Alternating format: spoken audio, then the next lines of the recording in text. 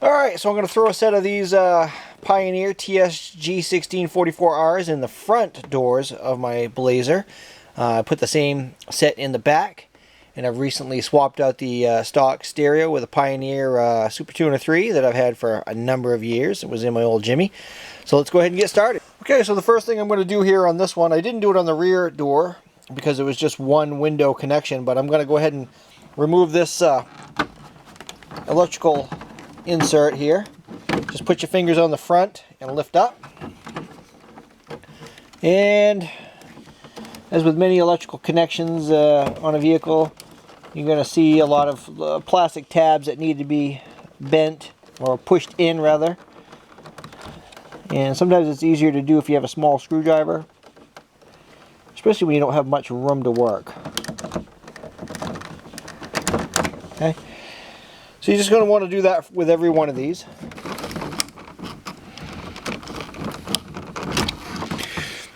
So everyone pretty much has this kind of a tab on it, so careful not to break them. Okay, I had to move the camera out of the way to get that, but just to show you, that is the same kind of a tab as the others had.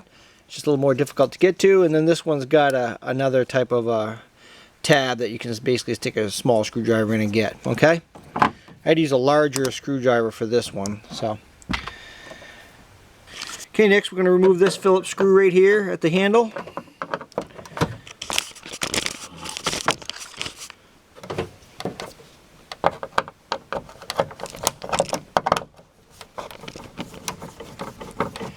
And the rear door had the same screw.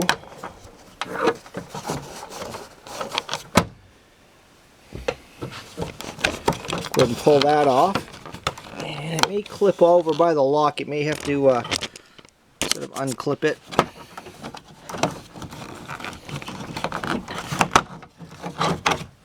Okay, take it right off. Alright, now this is a little different than the rear ones because we need to get the there's a couple of small bolts up in here. I actually can see that one, I think. Let me get a small socket. Okay, so these are a 7mm, just like the ones on the back, and just like all the dash bolts that we just pulled to change the radio out.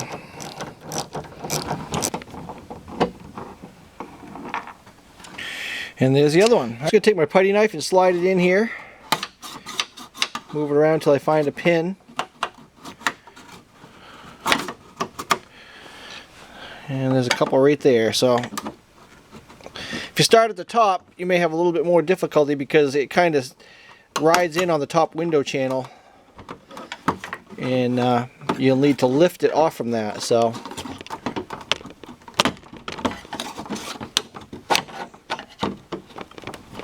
alright, I'm going to go ahead and finish this up and pull this panel off. I'll be right back. Alright, it's pretty much loose. I'm going to move the camera back a little bit here so I can get in there at it.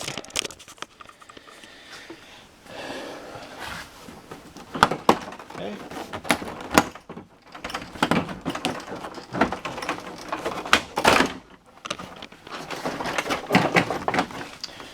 There it is. And there's the speaker we need to change out.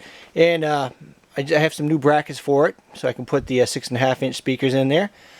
Let me move the camera and I'll be right back. Okay, so this is the OEM speaker, and these are T10 Torx, just like they are on the back. And on the back one I actually reused 3 of them. With this one, with the new brackets, I think I'll be able to use all 4, so I'm going to set them aside.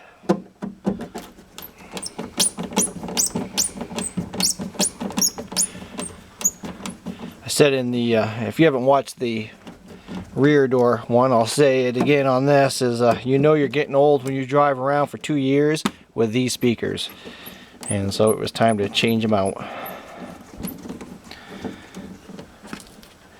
It's pretty common for these things to actually blow or pop and sound like crap, and you can tell that they're hi-fi. Okay, let's take a look here.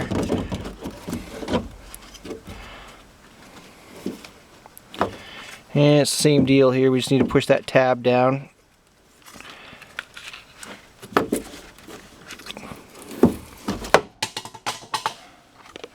There we go. Quality item right there. Alright, next I need to get this bracket off because I have a new bracket, and you can drill these rivets out. That would probably be the recommended route to go, but I do have an air hammer, and I think I'm just going to use that and a chisel because I think it's going to be faster. I'll be right back.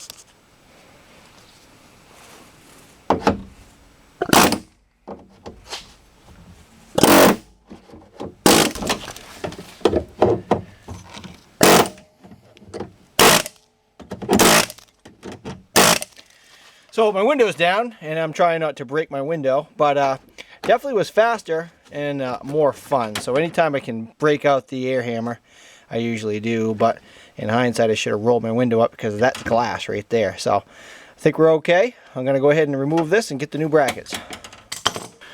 Okay, so here's what the new bracket looks like, and I haven't even tried it with the old bracket. I just went by the Crutchfield specs, and it said you required a new bracket. So if I bring the wire over here, it looks like I won't have to notch it out. I was going to notch it out for the wire, but I think we'll be good if we just kind of bring the wire over here because the door panel kind of cuts in a little bit. It came with some big Phillips screws here. And the other thing you're going to want to do is get the back end of those rivets out of the door, unless you want to listen to them rattle around all the time. And I don't, so let's get one started here.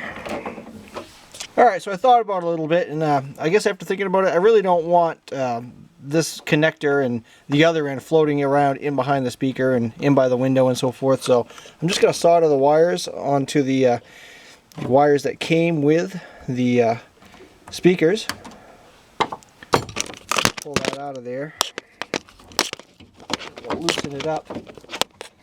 Oh, incidentally, I did go get a P3 Phillips to get this, get these screws going. So they're a little bit larger. So I'm just going to loosen this up so I can get my wire out.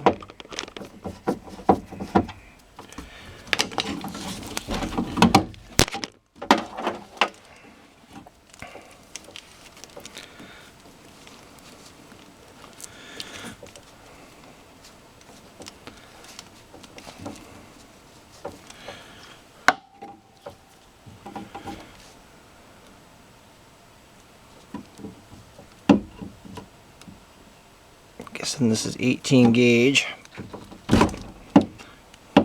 Need a little more than that.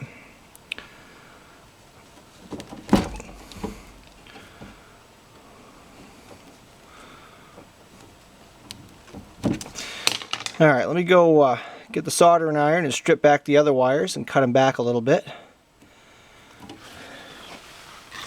Okay, so we're going to let the soldering iron heat up. Got these stripped back. I've got the original wires that came with the speaker stripped back a little bit. I'm going to put some shrink tubing on beforehand. You don't want to forget to do it and then solder them like I've done before. And I realize these are kind of long. What I'm going to do is get them through there. I'll just tie a couple of knots to take up the space.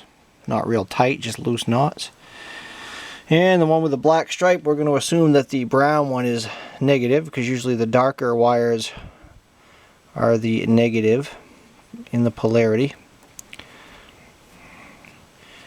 And this wire is a heavier gauge than the wire that came with the speakers, and we want to make sure there's no sharp ends because it could puncture the shrink tubing. Usually I wrap them with electrical tape anyways. Might be overkill, but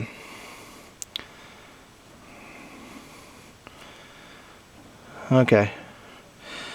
My soldering iron is about 20 or more years old. It's from the 80s, so it's old. I don't even know. It still works. The tip's just pretty much shot. Okay, I'm going to let that heat up, and we'll see if we can solder these up. Alright, let's see if we can melt some solder here. I already tried it a little bit, so I think it's hot enough.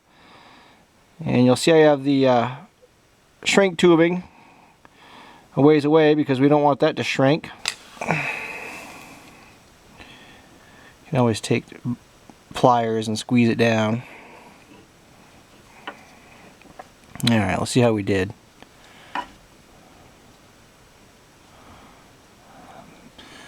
Man, that one looks good right there. I don't know about this one though. It's got a big gob of solder right in the middle.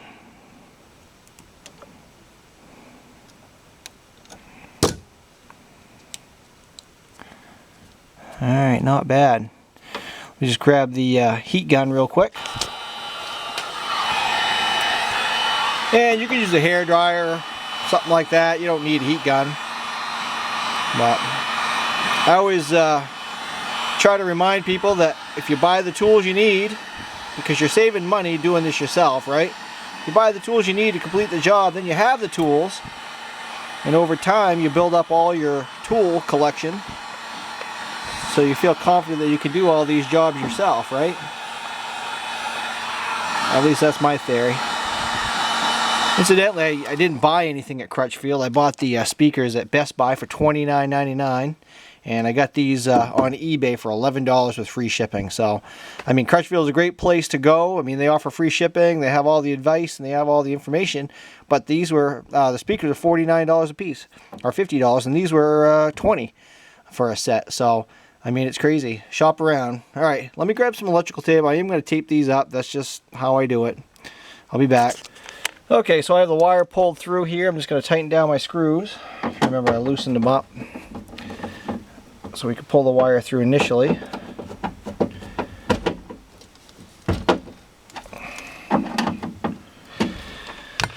Alright.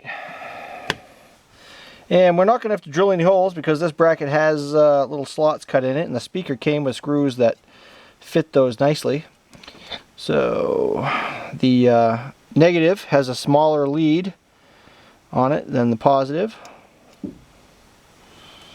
So you really can't put them on, well, incorrectly. You can always do things incorrectly, but it's kind of difficult. And what we want to do is try to find where the slots line up with the holes. It's always the goal, isn't it?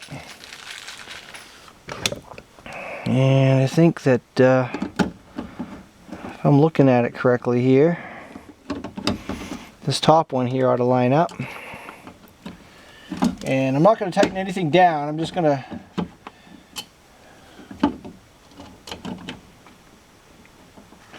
try to get lined up first. Finger tighten.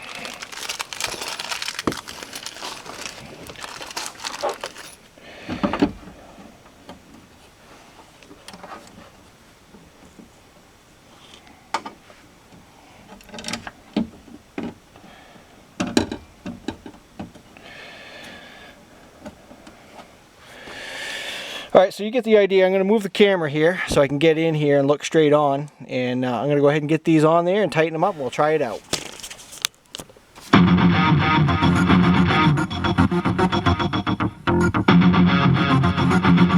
Seems like it works. Let's put it back together. Okay, so put this back on. We're going to hang this top portion of the panel on this lip of the window edge here. Don't forget about your wires, bring them back up through.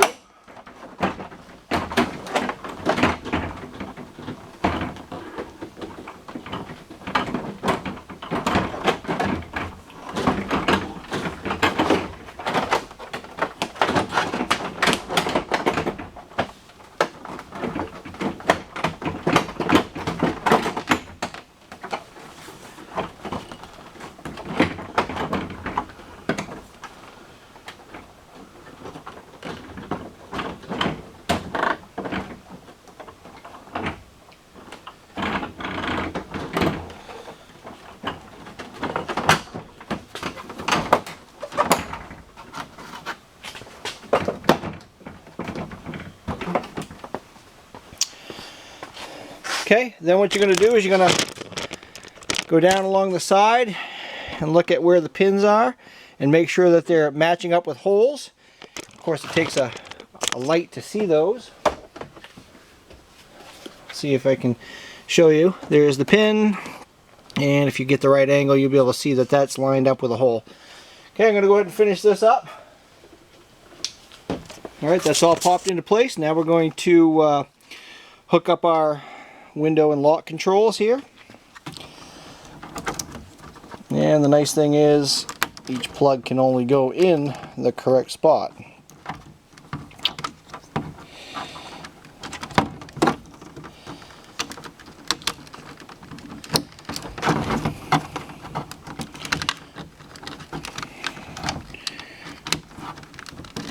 Okay. Well, I guess the locks work. I guess before we put it all back together, we ought to verify that the window works as well. And it does. Okay.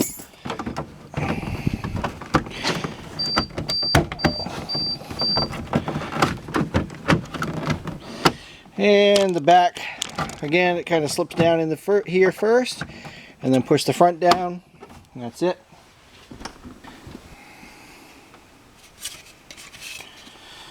Okay, if you remember, this is the Phillips. You kind of twist it on, and this part toward the lock kind of snaps into place a little bit. Let's get my screw.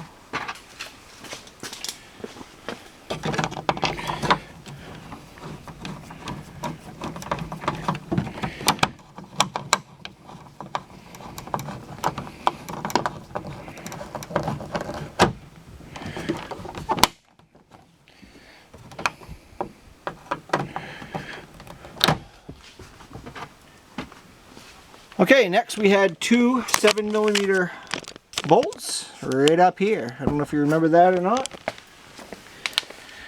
With YouTube videos, you never know how much people actually watch. If you're like me, you might skip ahead a little bit, but you might miss some important details if you do it.